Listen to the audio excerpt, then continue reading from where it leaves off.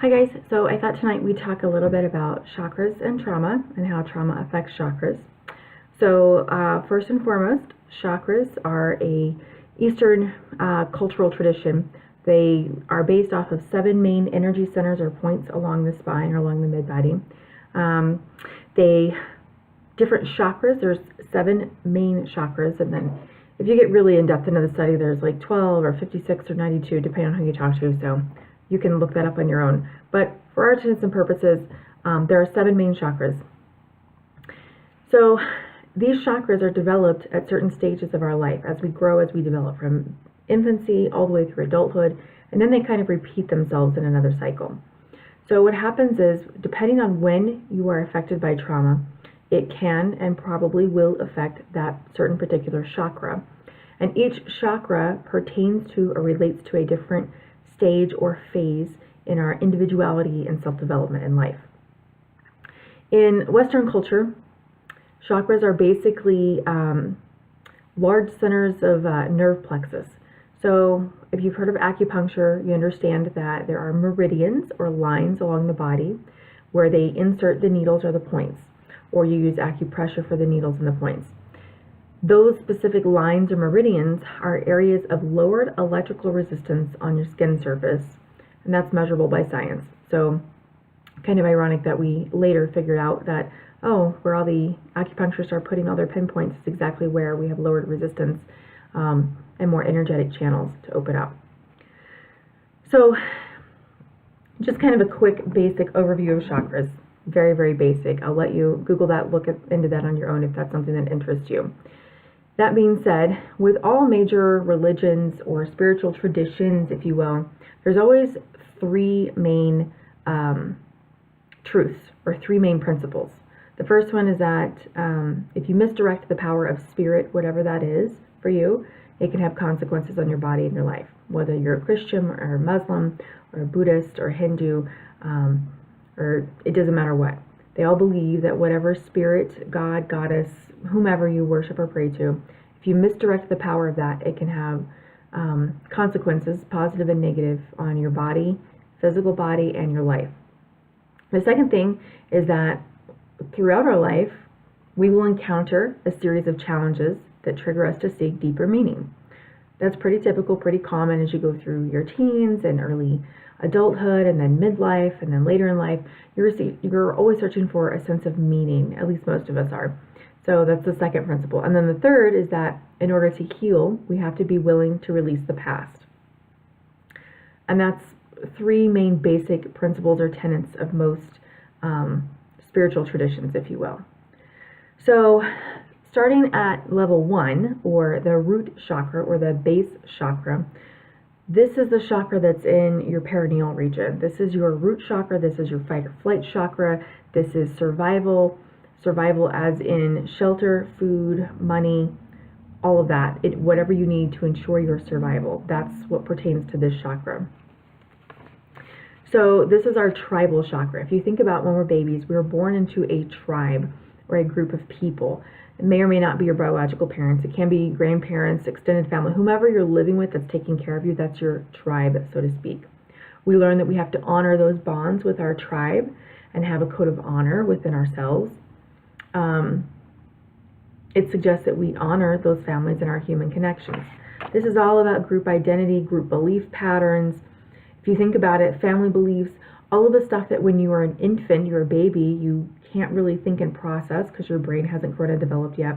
You're getting input, sensory input, environmental input, energetic input from your tribe or the people that are taking care of you. So you're kind of downloading and taking in those beliefs, if you will. This is the foundation of our mental and emotional health. If we are being taken care of by people who are emotionally unhealthy or dysfunctional, then that's the basis for that. Not saying that that will ruin you. I'm just saying, just be aware of that. Our stability, emotional and psychological stability, originate here in the early ages of life. So it manifests as a need for logic and order and structure, because you need that in order to ensure your survival. It orients us to time and space, our 5 senses, the strength of our tribe and family identity, our bonding, our honor code, our sense of safety and connection, our feeling of connection to life. All of this is originated here in early infancy with this first chakra, if you will. And tribal environments can include early in life your family that's caretaking you, but later in life it can also include coworkers, extended family, friends, whomever. This is the power of sharing a belief with others. This is where you form common bonds and you sort of bond together over your common shared beliefs. We can also learn the pain of exclusion from a group. So if we really want to be part of a group, or if we are part of a group and our belief sets us apart or excludes us, that can be painful, and we learn about that here. We learn moral and ethical codes from previous generations, usually. Energetically, this chakra is directly connected to our immune system. So this feeds into our tribal community, tribal power as the group as a whole, as our immune system directly relates to our ability to survive, adapt, and thrive, and this directly relates to your tribal or root chakra when it comes to that as well. We can become victims of tribal culture. So sometimes, we give things up for the benefit of the tribe or the benefit of the good. The health of our first chakra depends upon addressing our personal tribal issues. And basically, these beliefs introduce us to life in the world. Safety, poverty, abundance, education, what's safe, what's dangerous, what foods you eat, what foods you don't eat. All of this is like early on input that we start to take in and download. This helps activate our thinking process, if you will. Excuse me. Our group mind is the lowest form of consciousness, according to Carl Jung. So each belief and action has a consequence. We participate in the energy and the events of the tribal beliefs. This union empowers us and enhances our personal power and creative strength. Why? Because the ability of many is more than the power of one. Evaluating beliefs is spiritual and a biological necessity. We all get to this point in our life where we start to reevaluate things or rethink things. Why do I think the way that I think? Why do I feel the way that I feel? Why do I have these belief systems in place? We all get to that point. That's a very normal, common thing. And it's often painful to change because we separate ourselves from beliefs that no longer serve us, and we're clearing out these ideas, and these are from our earliest and most basic first sensory input or belief input, if you will. This is what first grounded us and what first came to us. So if it no longer serves us, or if it's not appropriate for us and we need to let that go, that can be very painful and very difficult to change. Sometimes if you still have strong bonds with your family, for example, I was raised early in life by grandparents that grew up in the Depression.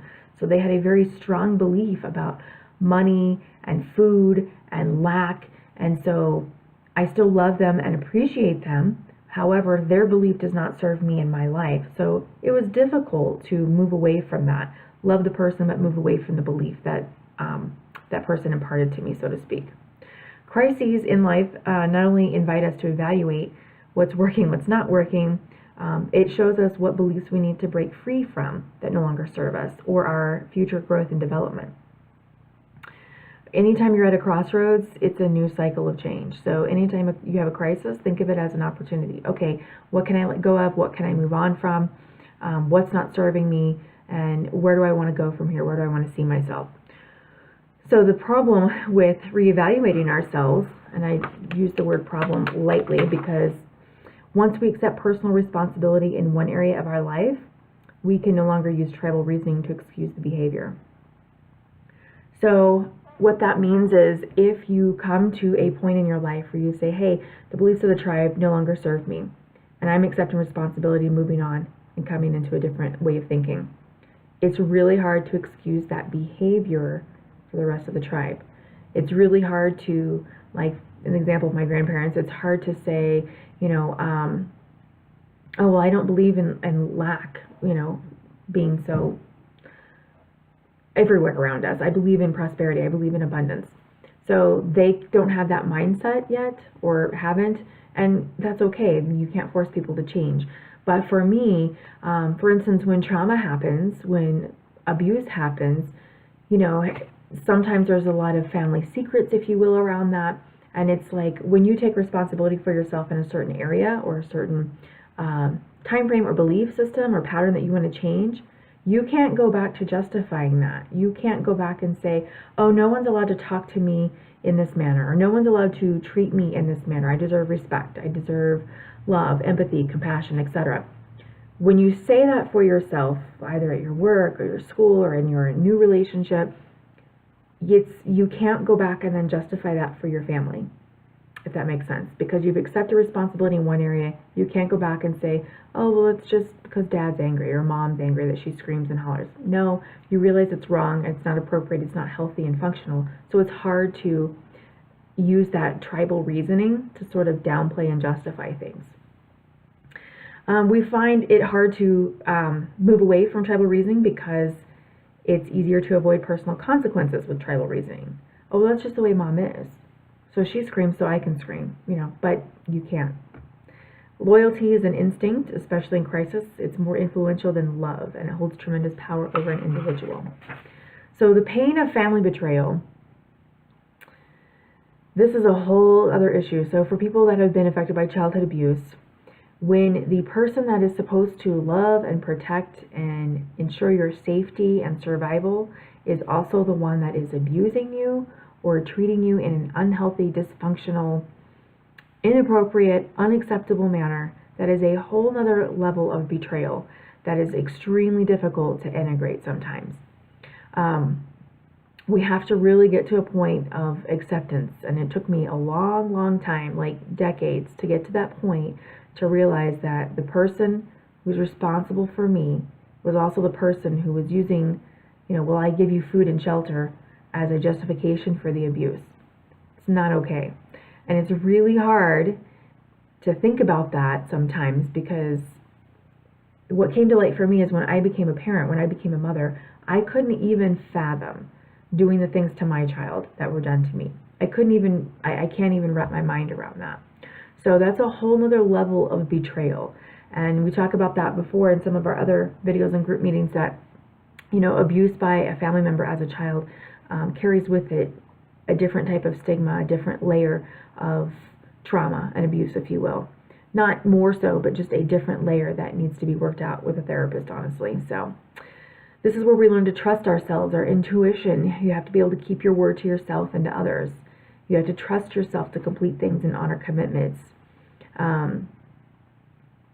We learn about energy rewards. So when a member of the tribe completes something, how the group is rewarded. In caveman days, that's if, the member of the tribe, caught a woolly mammoth, the whole tribe gets to eat, right? That's great. That's the reward for the whole tribe. How that works in abuse is that, oh, well, if I let this person abuse me, then everything will be okay, and there won't be screaming and yelling. Not okay. That's the energetic reward, if you will. But it's not really a reward. It's just a justification. It's just part of the dysfunction, honestly. A tribe will help us reason and believe in a logical reason why things happen. Circumstances in a tribe are used to promote spiritual advancement, not physical comfort. Painful events are essential to our development, not punishment. And this often requires physical separation from family or the bonded group. For me personally, I did not speak to my family for 9 years. That was just something that I needed to do. I don't recommend everyone doing it, but I'm just saying as an example. Sometimes you need that for your own healing. Painful experiences like a crisis challenge us to evaluate where we are, where we put our faith, where we put our trust, and what's working, what's not, and if we want to continue down this path or not. Separation from the previous life helps release anger. So that's the first chakra, and it's a lot, in my opinion. I think it's a lot. Moving on to the second chakra, which is your sacral chakra. So this chakra is it's right between your belly button and your pubic bone, so it's below the belly button. This is the chakra all about feelings, self-gratification, again, intuition, creativity here, fertility here. This is our partnership chakra. We start to come in development of this around age 7, where we start to learn what friends are. We shift from obeying the tribal authority to start to discover relationships that satisfy our personal needs, our physical needs. We start to have friends. Our parents don't want to play hide and seek, so we make friends that fulfill that need in us as a 7-year-old. We have a fear of losing control sometimes. Our creative energy is not birthed. Our life energy gets directed into dead-end projects or jobs and relationships. That's the negative consequence or aspect of the second chakra. This is where we generate a sense of personal identity, our self-sufficiency. Bonds are formed with people here. This is our gut chakra, so to speak. We start to learn that you honor one another. Relationships are spiritual messengers. They reveal our own strengths and weaknesses, and they help us learn and grow as individuals. Every relationship, and when I was in India, they believe this, every relationship serves the purpose of helping us become more conscious. Some are painful because we need to learn about ourselves and our own limitations. So they believe that even horrible, painful relationships, there's a lesson to be learned, something good to come of it, which is a great way to think about it, although it's not always fun at the time. But we start to learn to interact consciously with others at this point. We start to evolve beyond our tribe. We're no longer just the tribe. We start to become a little bit more independent. Every choice we make is a creative act of spiritual power for which you are held responsible. So think about that. Every choice that you make, how you respond versus react to situations, is a creative act of spiritual power. And that's your own spiritual power, honestly. So how you choose to allow your emotions to be expressed, so to speak. We start to learn that we cannot always be in control here. Mom and Dad start telling us no and start setting down rules at this time. We learn what motivates us to make choices. We learn that whether that's faith or that's fear. So I like to ask myself that question a lot when I start to get like in autopilot mode and just start making decisions. I'm like, wait, why am I doing this? Like, what's my motivating factor behind this? And sometimes it sucks because it's the wrong answer, or I feel it's the wrong answer. So our second chakra is volatile because it seeks to create. So in Hinduism, they believe the second chakra is like the basis of all creation, if you will. And that's because it has this volatile energy that's always there, brimming, bubbling under the surface, ready to just like explode with creativity. Fears have power to control us and direct our actions for a lifetime. This is also where we learn to release the compulsion to judge who and what has value and focus on honoring the person and task at hand, which is not always easy to do sometimes. We need relationships to learn our motivations. We need to learn to ask ourselves, am I compromising myself in exchange for safety or status or money or security or whatever it is? What are you compromising? What's the payoff for you? We don't ever do anything that there isn't some sort of payoff for us, either physical or energetic or whatever that is. There's always a payoff. So when you start looking at the patterns and behaviors that you want to change, what's the payoff for me? What am I getting out of this? Our negative thoughts originate in fear. Faith in anything produces results. If you believe that you are going to be broke, you will get the result that you are broke. If you believe that you are abundant, you will get the result that you have a lot of opportunities and chances for abundance. And abundance, not just monetary, but relationships, jobs, interactions, experiences. There's many different forms of abundance. It's not just money. This is where we learn that Carolyn Myss has a really cool idea. She calls it an energetic abortion, and it's the abortion of an idea or project that can leave an imprint, an energetic imprint on us, and start to contribute to physical problems. So if we have this idea, oh, I would love to do this, and then we justify and compromise ourselves and rationalize why we can't do that, even though it's this burning desire in us, that's sort of an energetic abortion of an idea, a thought, a plan that we don't allow to come to fruition and create. And sometimes that energy can directly affect us. We can become sort of depressed or upset or saddened by that, or angry sometimes. So this is also the sex organ. This is where trauma comes into play, because this is the organ or the chakra where we learn about sexual energy and sexual energy as self-expression safely. And if you are traumatized or assaulted sexually, we learn that that is not a safe energetic exchange, and that is not always a safe practice. And we learn that we have to compromise ourselves just to survive sometimes. And so be it. But once you're out of that situation, start getting help, start processing and thinking through things. Sex is a form of self-expression, and orgasm helps release energetic debris. Now, I say that not during an assault. It is a normal biological reaction to have an orgasm or to become aroused during an assault. It's biological, it's physical. It does not mean that you want that to happen. Make no mistake. If you're in a loving, healthy relationship with someone that loves and cares about you and makes you feel safe and comfortable, that is a different story, and that is a completely different sexual interaction. When I was living in India, one of the monks was talking about sexuality and how every person that you have sex with, you take on a little bit of their energetic debris, a little bit of their energy, whether it's consensual or not. And that really struck me because I was like, well, no shit, I have, so many problems because of all these people, being sold in sex trafficking is, you have a lot of energetic exchanges with a lot of people, if you will. And so taking on that energetic debris that was obviously evil or negative, dysfunctional and unhealthy, I had to work twice as hard, I feel like, to try and get rid of some of that and process that. So to me, that was kind of like a big aha moment for me. So criminal sexual violations are energetic violations as well. They fill the energy field with verbal abuse or disempowering attitudes, and realize that when you are physically assaulted or emotionally or psychologically assaulted, just because it doesn't leave a physical mark, it absolutely leaves an energetic imprint and absolutely leaves an energetic mark. Absolutely. Violations of others poison the violator's energy and biology. And sexuality is a form of exchange or currency. And prostitution also relates to energetic prostitution, to remain in situations for physical security while feeling like selling part of ourselves in the process. Think about those dead-end jobs. Are you selling yourself short just to make ends meet or make money? I'm not saying don't make money, but I'm saying just be aware of that and make steps to change that, because that is a form of energetic violation upon yourself. So this is also our ethical center of the body, which is why when we are traumatized or violated, this is like a second layer of betrayal, if you will. This is where we learn what we will and won't accept with human relationships. And when people deviate from our own perception or definitions of ethical and moral behavior, then we automatically, subconsciously, we disqualify them for an intimate relationship as an intimate companion.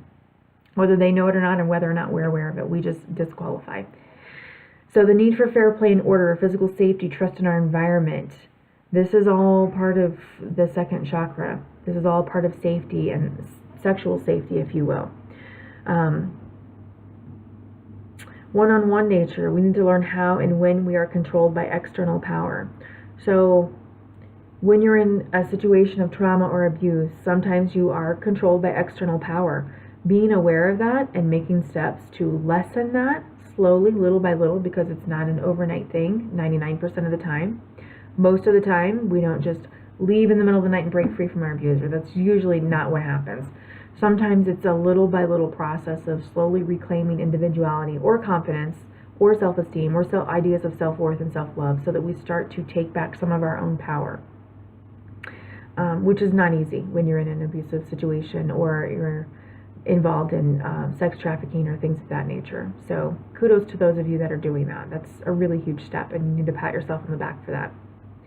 Our challenge is to achieve internal strength to interact comfortably with physical power without negotiating away our spirit. Our internal power requires giving up relationship to the physical world. So what that means is simply, sometimes we don't need everything that we think we need. In order to sit with ourselves and be still with ourselves. Our health, our physical, mental, emotional health is a direct consequence of our spiritual and therapeutic principles. So how are you treating yourself spiritually? How are you treating yourself mentally? What are the words that you say to yourself? What are the things that you do for yourself? Keep in mind that your spirit is your power. The way we respond to external challenges is determined by how we respond to ourselves. Are we saying, oh, you're so stupid, oh, that I was an idiot, I shouldn't have said that, I shouldn't have done that? Are we replaying the past in order to try and make it okay in the future? Or are we saying, that's the past, I'm living in this moment. In this moment, I love and accept myself completely and totally as I am. Healthy, loving relationships with ourselves. That's how we get out of abuse. That's how we get out of trauma. That's how we get out of this veil of overwhelming, overpowering, oppression, if you will, in my opinion, because that's how trauma feels. It's very oppressing, and it's very depressing to an extent too. So those are the first 2 chakras. Those are the big ones. There are 5 more, and we will carry on with those next week maybe, I think, because I want to move through these. But we're already almost at 30 minutes, so I apologize for taking up so much of your time. But like I said, the first 2 chakras, especially for childhood abuse, especially for any type of abuse or assault, those 2 are very, very important to get a handle on. Linking breath with body movement, whatever that is for you. If that is sitting in a chair and breathing and noticing sensations in your fingertips, your toes, your knees, your hips, your back, wherever that is, or if that is doing yoga, or if that is running or lifting weights, or if that is mopping the floor. In India, in the ashram, everyone has a job, and you think it's very menial, but it's meant to teach you something. And my job was to mop the floor. And if the floor was a dirt cobblestone floor, I'm like, what? How do you mop this? But my lesson that I learned was that no task is too menial, and just linking breath with movement is very therapeutic. I still hand wash on my floors to this day, just because of that experience. It taught me so much, and it allowed me to spend time quietly with myself, with my thoughts, with my feelings, with things that came up. Allow things to come up and sit with it. Something that I've personally been working on a lot lately is sitting with the uncomfortableness. We're so driven to live in a state of avoidance of pain and seeking of pleasure, and that's okay. There's nothing wrong with affirmations and feeling good, but sometimes it's important to work through this, to sit with the uncomfortableness. What does it have to teach us? What am I supposed to learn so that I don't have to repeat this again, because it's getting kind of tiresome. Sitting with that uncomfortable feeling and letting yourself be upset, letting yourself be sad, letting yourself be angry. It's okay. You're allowed to have emotions, and you're allowed to have a wide range of emotions. As long as you have control over those and have a healthy therapeutic outlet for those, it's completely okay. Journaling, whatever that is for you. Listening to music, that can be another thing for you. Vacuuming, like whatever that is. Whether it's just walking is another nice therapeutic activity that's free, and you can do it anytime, day or night. You can pace in your apartment or your room or your garage, or go for a walk outside. Here in beautiful Colorado, we get to walk outside year-round pretty much, so there's never a good reason not to. It is hard when you have family. It is hard when you have a job. It is hard when you're in school. It is hard when you have little ones around. But you have to find that time. Even if it's just 10 minutes in the shower, it's so crucial and it's important. And it will make all the difference. If you put in the work, it will make the difference. So, okay, I digress. So I'm open for questions, comments, and hopefully I look forward to seeing you all in person next time. And we will start working on the next couple of chakras. And if you guys would like, leave a comment, and I'll be happy to like type this up for you guys if you want, so that you have some kind of like footnotes or something to look at or go back over. I know I talk kind of fast sometimes, but it's a lot of information. So I wish you all the best, and I look forward to our next visit. Take care.